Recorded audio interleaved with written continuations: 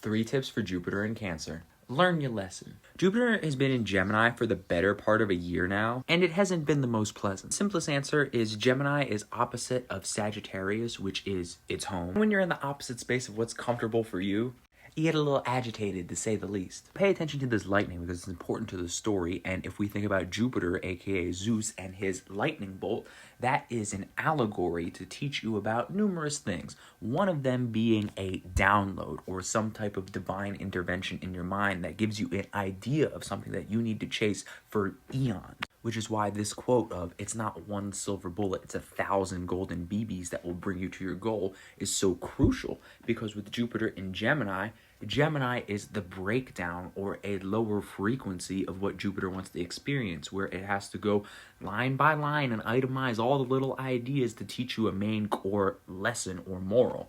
Which is why when we get to the main lesson, aka the comfort you've been craving, Cancer will give you exactly what you're asking for and remind you that life hasn't gotten easier, you just got better. So comment the house you have Cancer in to get a deeper understanding of the area of life that this comfort is coming to you in. Because when it comes to real astrology, there's a lot more depth to it than anybody could ever understand. And this is why you need to connect with a community to truly feel that integration and connection and shared experience. You can actually see a literal mirror experience this, especially when you get into the alchemy of manifestation.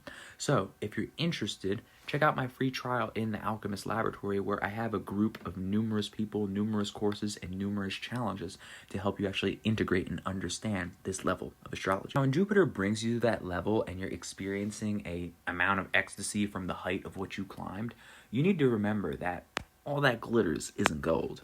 Because once you get what you finally craved, you may not realize the level of what you asked for. And shiny object syndrome will set in. And I say this to remind everyone that once you get what you want, sometimes you forget the long journey to get there. Which is just another classic lesson of don't force yourself to lose what you got because you think you got it. Follow to level up as a spirit.